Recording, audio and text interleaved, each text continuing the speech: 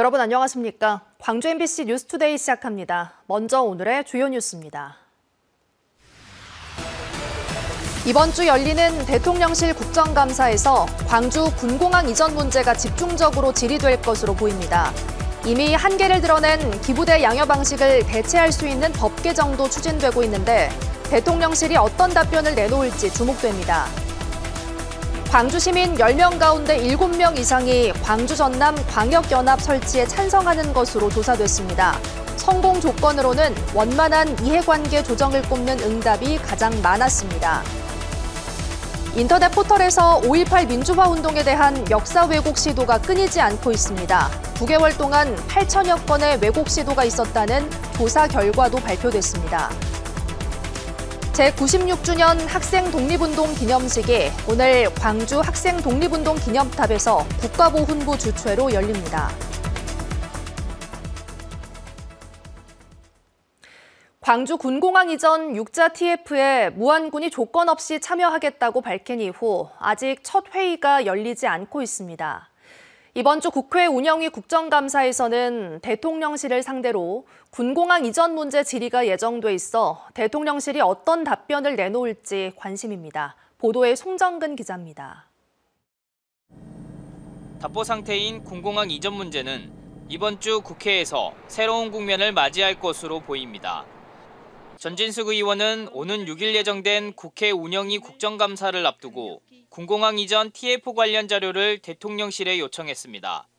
TF 구성 현황과 TF가 각 기관들에게 요청한 자료 목록 등입니다. 이 자리에서 그동안의 TF 운영 경과와 부처별 의견, 그리고 정부의 종합 입장이 공개될 것으로 예상되고 있습니다. 국감 종료 이후에는 실무 협의를 통해 최대한 의견을 조율한 뒤 한두 차례 공식 회의를 열고 합의점을 찾는 방안이 유력하게 검토되고 있습니다.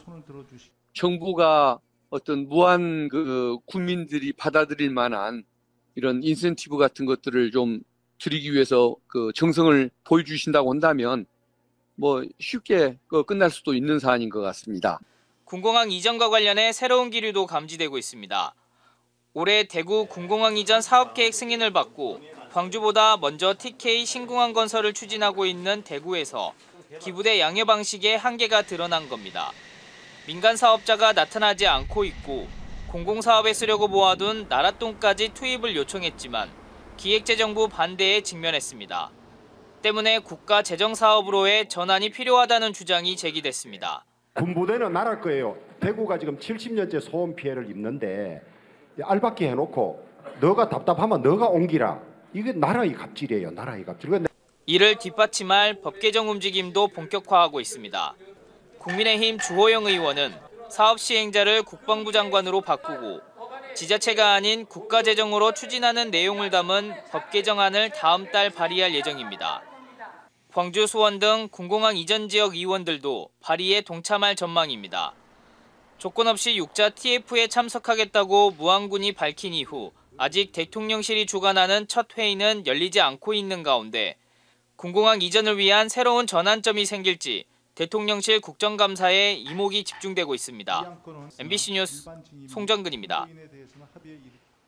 가을을 온전히 즐기기도 전에 갑작스런 추위가 찾아왔습니다. 특히 11월의 첫 월요일 출근길인 오늘 기온이 큰 폭으로 낮아졌습니다. 3.5도 안팎의 기온으로 어제보다 무려 7도가량 낮은 기온에서 시작하고 있습니다. 오늘 출근길은 다른 날보다 더 따뜻한 옷차림이 필요하겠습니다. 한낮 기온 지금보다 훨씬 더 높게 오르겠습니다. 15도 안팎으로 어제와 비슷한 수준에 그치겠는데요. 일교차는 10도 이상으로 크게 나겠습니다. 날은 춥겠지만 하늘은 맑게 드러나겠습니다. 현재 위성 영상상으로도 깨끗한 하늘 모습 확인할 수 있습니다. 전남 지역을 중심으로 더 추운 날씨가 이어지고 있습니다. 영광과 장성, 담양과 화순에서 모두 1도 안팎의 기온 보이고 있고요. 한낮 기온은 13도에서 15도 분포로 예상됩니다. 날씨 정보였습니다.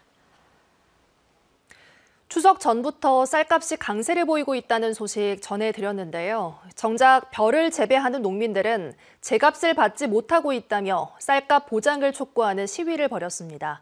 유민호 기자가 보도합니다. 농협 앞 주차장.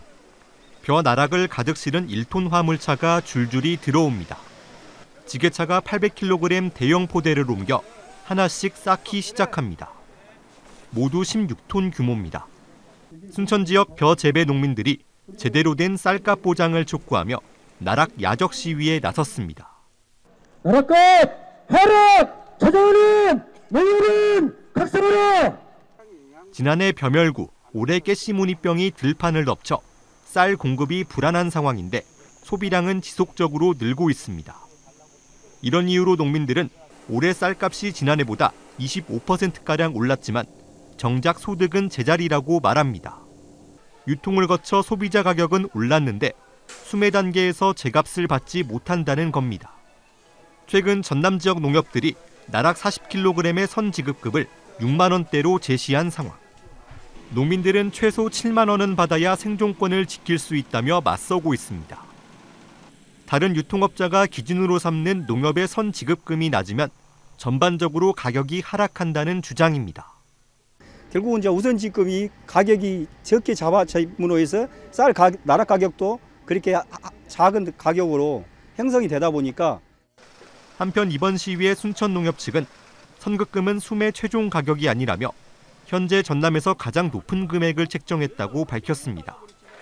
아울러 벼 재배 농가는 다른 작물에 비해 더 많은 지원이 이루어지고 있다며 문제 해결을 위해 노력하겠다고 설명했습니다. MBC 뉴스 유민호입니다. 대법원 일부는 금호타이어 곡성공장 구내식당에서 조리배식 업무를 담당한 A씨 등 5명에 대한 상고심에서 불법 파견을 인정한 원심 판결을 파기하고 사건을 광주고법에 환송했습니다. 대법원은 영양사가 식단을 결정하고 작업 지시서 등을 작성해 제공했지만 구체적인 작업 지시가 아니고 영양사들이 원고들에 대한 근태 관리 등의 영향력을 행사했다고 볼 만한 증거도 없다고 밝혔습니다. 어제 오전 7시 30분쯤 광주시 동구 용현동의 한 다세대 주택 신축 공사 현장에서 근로자 64살 A씨가 4m 높이에서 추락해 숨졌습니다. 경찰은 A씨가 엘리베이터 통로 내부에서 작업을 하던 중 발을 헛디딘 것 같다는 관계자의 진술을 토대로 작업 과정과 안전수칙 준수 여부 등을 조사하고 있습니다.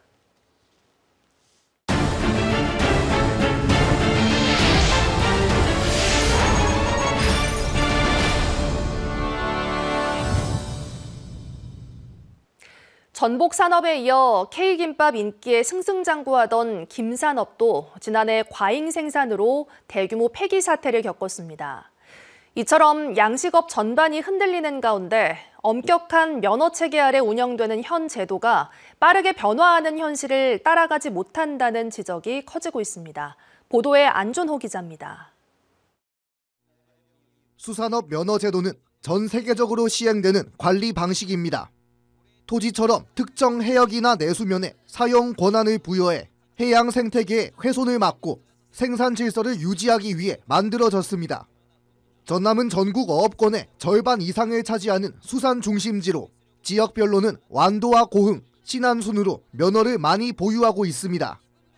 면허 허가는 시장, 군수, 구청장이 담당하지만 실질적으로는 해양수산부 지침에 묶여 결국 중앙의 승인이 필요한 구조. 그러다 보니 기후변화나 소비변화, 고령화 등 급격한 환경 변화에 발빠르게 대응하기 어렵다는 지적이 나옵니다. 양식 방법이라든가 양식 품종과 같은 너무 좀 경직성이 강화되어 있는 제도거든요. 그래서 생산량 기반 관리 측면을 강조한 좀 유연성 있는 그런 면허 제도로 개선이 돼야 될 필요가 있다.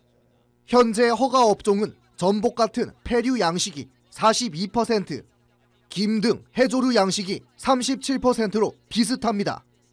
전남도는 전복 산업 위기를 극복하기 위해 전복 면허를 김 양식 면허로 바꿀 수 있도록 정부에 요청했고 올해 7월 관련 지침이 시행됐습니다.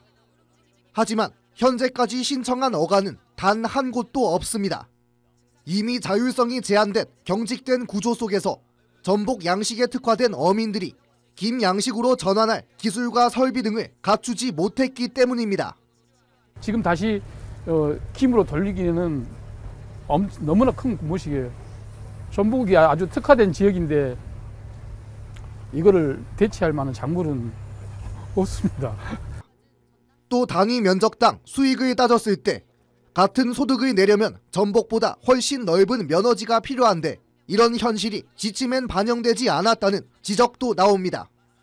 아직은 신청이 안 들어왔습니다. 장을 김양장으로 하면 김양장 면적이 넓어야 되거든요. 전복은 이렇게 집주가 돼 있잖아요. 그러니까 그런 몇 대 몇으로 분리를 해야 되는 건가 좀 그런 게 있습니다. 이처럼 중앙 중심의 경직된 행정으로는 급변하는 어업 환경에 더 이상 대응하기 어려운 상황. 지역 실정에 맞게 제도를 손질하고 조정할 수 있는 자율적 관리 체계로의 전환이 요구되고 있습니다. MBC 뉴스 안준호입니다. 이재명 정부 출범 이후 첫 국정감사가 막바지에 접어든 가운데 지역의 공공의대 신설이 뜨거운 관심을 받고 있습니다. 전국에서 유일하게 의대가 없는 전남의 경우 이재명 정부의 강력한 설립 의지를 확인한 만큼 목표했던 2027년에 문을 열어야 한다는 요구가 이어졌습니다. 서희령 기자가 취재했습니다. 최근 충남도청에서 열린 국회 행정안전위 국정감사. 이재명 정부의 공립의대 신설 공약을 되짚던 김태흠 충남도지사가 의료 취약진의 신속한 공립의대 신설을 강조하며 전남을 언급합니다. 지금 전남하고 저희 충남도하고 그다음에 경북하고 이 세 군데가 그 국립의대가 신설이 돼야 된다 이렇게 생각을 하고 있습니다. 이처럼 각 상임위마다 전남 의대 신설을 촉구하는 목소리가 잇따랐습니다. 보건복지부 국정감사 첫날에도 전남 국립의대의 2027년 개교를 위해 신설이 패스트트랙으로 추진돼야 한다 강조됐고 많으면 5년, 그렇잖아요. 3년 정도면 이 설립이 가능하다. 말하자면 촉구를 하면 좀 빨리 기간 단축할 수 있다는 게 입장인 것 같습니다.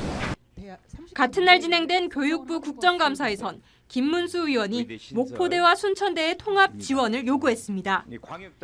우선은 느슨한 연합형 통합으로 해갖고 양 총장을 우선 인정한 상태에서 법적으로만 우선 통합하는 것을 좀 인정해 줄 수 있느냐 이런 요구사항이 있습니다. 지금. 관계부처들 역시 국립의대가 없는 전남에 의대를 신설하는 부분에 대해선 적극 동의하는 상황. 통합을 전제로 전남에 그 의대가 세워야 된다는 것에 교육부는 적극적으로 동의하고 최대한 빠르게 하기 위해서 노력을 하는데 다만 목표한 2027년 개교와 관련해선 복지부와 교육부 모두 검토를 언급하며 확답을 피하고 있습니다. 복지부와 교육부는 각각 정원 수급 문제를 논의하는 추계위원회와 대학 통합 추진위 통합심의위원회에서 관련 협의가 진행될 것이라고 밝혔습니다. 지역이나 대학의 준비 상황에 따라서 그 일정은 좀 유동적일 거라고 생각을 합니다. 그래서 그 로드맵에 대한 걸 같이 살펴보겠고요. 사실상 결정권을 쥔 수급추계위원회의 회의가 격주로 이어지고 있는 가운데 2027년 개교가 어려워질 경우 탄력을 받은 의대 유치 분위기가 자칫 다시 정쟁화를 겪을 수 있다는 점에서 지역민들은 우려하고 있습니다. MBC 뉴스 서희령입니다. 광주 시민 10명 가운데 7명은 광주 전남 광역연합이 필요하다고 판단하는 것으로 나타났습니다. 광주시의회가 만 18세 이상 시민 700명을 대상으로 실시한 여론조사 결과 응답자의 71.4%가 광역연합 설치가 필요하다고 응답했습니다. 성공 조건으로는 원만한 이해관계 조정을 꼽은 응답이 33.3%로 가장 높았고 공동사업 발굴과 중앙정부 지원이 뒤를 이었습니다. 이번 조사는 광주시의회 의뢰로 한국정책연구원이 전화면접 방식으로 실시했고 표본 오차는 95% 신뢰 수준에 플러스 마이너스 3.7%포인트입니다. 18%의 할인 혜택이 제공되는 지역화폐 북금머니가 오늘부터 본격 발행됩니다. 광주 북구가 발행하는 지역화폐 북금머니는 만 14세 이상이면 누구나 북구에 위치해 있는 광주은행 18개 지점에서 1인당 최대 50만 원까지 구매할 수 있습니다. 18%의 할인 혜택이 적용되는 북구머니의 발행 규모는 자치구 가운데 최대 수준인 100억 원으로 북구 전역의 가맹점 19,200여 곳에서 사용할 수 있습니다. 지난 9개월 동안 인터넷 포털 댓글창에서 8천여 건에 가까운 5.18 민주화운동 왜곡 폄훼 시도가 적발되거나 삭제됐습니다.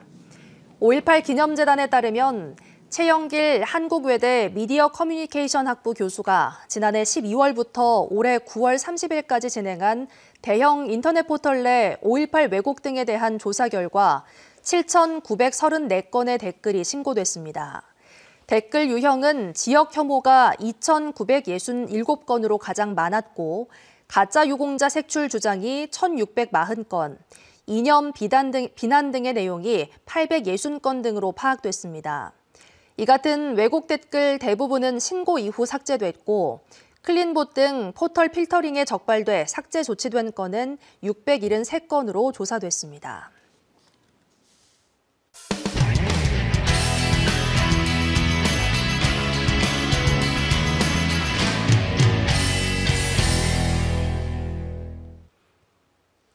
지자체들의 인구 늘리기 정책이 큰 전환점을 맞고 있습니다. 불필요한 주소 이전 경쟁으로 행정력 낭비를 초래했던 주민등록 인구 대신 지역 경제와 밀접한 생활 인구로 정책 초점이 옮겨가고 있는데요. 경북에서는 상주시가 처음으로 생활 인구 지원 조례안을 마련했습니다. 안동문화방송 홍석준 기자입니다. 상주의 관문인 시외버스 터미널. 김천에서 통학하는 이범 씨는 매일 이곳을 거쳐 상주의 학교로 향합니다. 집은 김천이지만 주된 생활권은 상주인 셈입니다.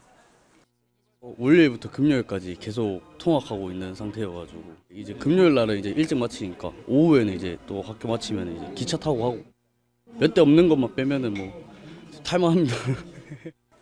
통학이나 출퇴근, 관광을 위해 지자체 간 경계를 넘어 이동하는 인구. 바로 생활 인구입니다. 그동안은 주소지와 생활권이 다르면 주소지 중심으로 인구 정책이 다뤄졌는데 최근 들어 체류 지역 중심의 인구 개념, 즉 생활 인구의 중요성이 주목받고 있습니다. 주소 이전 경쟁으로 인한 인구 부풀리기 부작용이 행정 신뢰도를 갉아먹는다는 지적과 더불어 사실은 생활 인구의 지역 경제 파급 효과가 적지 않다는 분석이 작용한 겁니다. 지금 주민등록 인구를 늘린다는 것은 사실 불가능한 일입니다. 또 우리 상주 지역 같은 경우에는 인구가 자연 감소가 많기 때문에 생활 인구를 늘리는 게 우리 상주가 살 길이라고 생각을 합니다. 상주시 의회가 경북에서 처음으로 생활 인구 확대 조례안을 통과시켰습니다. 상주에 고향 기부금을 낸 적이 있거나 상주를 한 번이라도 방문한 사람에게 모바일 생활시민 등록증을 교부하고 상주 시민과 같은 혜택을 주는 게 골자입니다. 시내버스 무료 승차와 시립시설 8곳의 할인 혜택 외에 식당과 숙박, 렌터카 등 할인 가맹점 운영도 추진 중입니다. 기업의 어떤 들어오는 인구들, 출퇴근하시는 분들이라든지 직장이라든지 그런 쪽에서 그런 유동인구를 갖다가 상주 시민과 같은 혜택을 드리고 통계청 자료와 신용카드 정보를 활용해 외부에서 유입된 체류 인구를 분석했더니 그 규모가 예상보다 컸습니다. 경북 북부에선 안동이 주민등록 인구의 3배가 넘는 52만 명으로 나타났고 상주와 문경이 35만 명 선으로 뒤를 이었습니다. 영주는 체류 인구가 20만 명 선에 불과했지만 체류 일수와 재방문율이 높았고 반대로 문경은 높은 체류 인구수에 비해서 머무는 기간이 짧았습니다. 문제는 주민등록 인구 대비 생활 인구 비율을 보여주는 체류 배수가 전국에서 경북이 가장 낮다는 점입니다. 주소 이전 중심의 인위적인 인구 부양책에서 벗어나 체류와 생활권 중심의 인구 정책으로 발빠른 전환이 경북에서도 필요한 이유입니다. MBC 뉴스 홍석준입니다.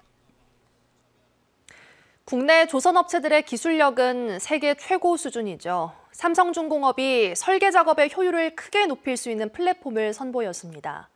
미국은 물론 해외 시장 진출에도 도움이 될 전망입니다. MBC 경남 김상현 기자가 보도합니다.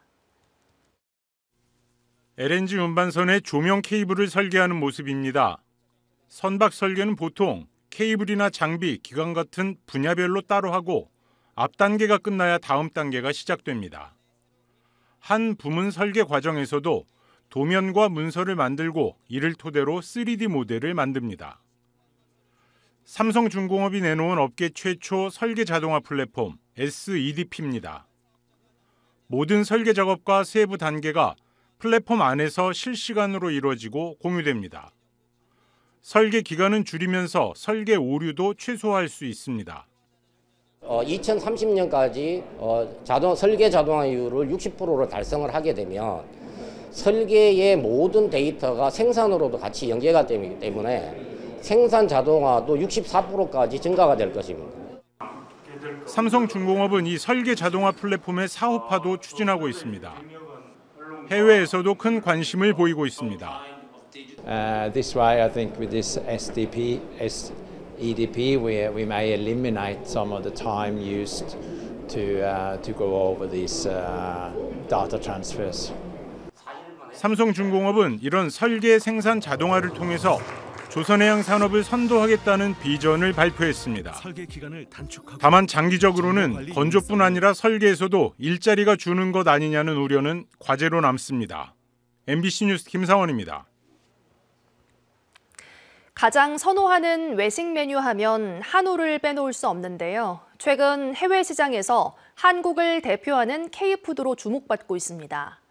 지난 30년간 고급육 육성 전략으로 한우의 맛과 생산량을 모두 크게 향상한 것으로 나타났습니다. 원주문화방송 권기만 기자가 취재했습니다. 우루과이 라운드 협정으로 국내 쇠고기 시장이 개방된 이후 한우는 값싼 수입산에 맞서 고급화 전략을 택했습니다. 그렇게 한우 고급육 육성을 시작한 지 30년. 그동안 소의 평균 체중은 575kg에서 756kg으로 31.4% 늘었고 고기로 판매되는 도체 무게도 35.7% 증가했습니다. 고기 맛과 품질을 좌우하는 근내 지방도, 즉 마블링도 33% 향상되는 등 육즙 보유력, 부드러움, 색깔도 현저히 개선된 것으로 나타났습니다. 애들의 이제 증체량하고 그다음에 등심 단면적, 그리고 가장 큰 거는 마블링 스코어가 훨씬 좀 눈에 띄게 좋아졌어요. 이 같은 한우 품질 향상은 유전 능력의 과학적 검증을 통한 계량 체계와 성장 단계별 먹이 관리 체계를 확립한 결과라는 평가입니다. 1993년부터 한우 거세우의 형질을 과학적으로 분석하는 유전 능력 평가 체계를 구축했고 2020년부터는 암소 대상 유전체 분석 서비스까지 상용화했습니다. 한우 개량을 하는 농가에서는 이제 조기에 한우의 능력을 예측하고 맞춤형 이제 사양 관리를 통해서 출하기간 단축 등 이제 개량 쪽에서도 산업화할 수 있는 기술이 많아졌고요. 먹이 관리도 주요했습니다. 성장 단계에 따라 육성기에는 목건초, 비육기에는 볏짚 중심으로 급여해 영양 균형과 사료 배합 효율을 높였습니다. 각 학계와 업계에 계신 학자들을 모셔서 가축 사용 표준 위원회를 해서 그래서 매 5년마다 개정을 해가지고 연구도 병행하고 있습니다. 그래서 최적의 영양소 공급량을 산출해가지고 그것을 이용해서 현재 30개월인 출하 시기를 28개월로 단축하는 연구도 진행 중인데 한우 생산 비용과 생산 과정에 발생하는 탄소 배출을 줄일 수 있을 것으로 기대됩니다. 다만 고급화에만 치중하다 보니 서민들과 멀어지고 있다는 지적에는 대안이 필요해 보입니다. MBC 뉴스 권기만입니다. 학생 독립운동 96주년을 기념하는 행사가 오늘 광주에서 열립니다. 국가보훈부는 제96주년 학생 독립운동 기념식을 광주 학생 독립운동 기념탑에서 연다고 밝혔습니다. 환하게 밝힐 내일을 꿈꾸며라는 주제로 열리는 이번 기념식은 일제치하에서도 대한독립을 위해 투쟁했던 청년과 학생들의 용기와 희생정신을 기억하고 계승하기 위해 마련됐습니다. 고흥 출신 천경자 화백의 추모전이 큰 호응을 얻고 있습니다. 고 천경자 화백 타계 10주년을 추모하기 위해 지난달 고흥 아트센터에서 개막한 추모전에 지금까지 3천여 명이 넘는 관람객이 방문했습니다. 특히 미디어 아티스트 이인남 작가가 생전 화백의 모습을 확인하고 작품을 재해석해 영상으로 만든 인공지능 미디어 아트도 관람객들의 관심을 얻고 있습니다. 광주 지역의 상하수도 요금이 지난해에 이어 올해도 인상됩니다. 광주시와 상수도 사업본부에 따르면 다음 달부터 가정용 기준 상수도 요금은 세제곱미터당 580원에서 640원으로 60원 오르고 하수도 요금은 430원에서 470원으로 40원 인상됩니다. 이번 인상분은 11월 검친분부터 적용돼 12월 고지서에 반영될 예정입니다. 광주시는 생산 처리 원가의 65% 수준에 불과한 요금을 지난해부터 2027년까지 4년 동안 해마다 9%씩 단계적으로 인상하기로 했습니다. 가을을 채 즐기기도 전에 갑작스러운 추위가 찾아왔습니다. 11월의 첫 월요일 출근길인 오늘 정말 추운 날씨가 이어지고 있습니다. 아침 기온 3.5도로 어제보다도 무려 7도가량 낮은 기온에서 시작하면서 때이른 겨울 추위가 이어지고 있고요. 한낮 기온은 지금보다 훨씬 오른 15도 안팎으로 예상됩니다만 북쪽 찬 공기가 지속적으로 유입되면서 종일 쌀쌀하게 느껴지겠습니다. 일교차는 10도 이상으로 매우 크게 벌어지겠습니다. 세심한 옷차림으로 면역력 관리 잘 해주셔야겠습니다. 날은 쌀쌀하겠지만 하늘은 맑겠습니다. 현재 위성 영상상으로도 깨끗한 하늘 모습 확인할 수 있고요. 옷차림만 따뜻하게 하신다면 활동하기 무난하겠습니다. 전남 지역을 중심으로 더 심한 추위가 이어지고 있습니다. 영광과 장성, 담양과 화순에서 모두 1도 안팎의 기온 보이고 있고요. 한낮 기온은 13도에서 16도 분포로 예상됩니다. 기온차가 매우 크게 나겠습니다. 곡성에서는 현재 영하권의 추위가 나타나고 있는 가운데 한낮 기온은 16도 안팎까지 오르겠습니다. 먼바다를 중심으로는 풍랑특보가 발효 중입니다. 바람도 매우 강하게 불고 있고요. 파도는 최고 3.5m로 매우 높게 일겠습니다. 내일부터는 다시 기온이 올라서 평년 수준의 기온을 되찾겠습니다. 날씨 정보였습니다. 이상으로 뉴스 마칩니다. 함께해 주신 여러분 고맙습니다. 언제 어디서나 내 손 안의 뉴스. 광주 MBC 뉴스 유튜브 구독으로 함께하세요.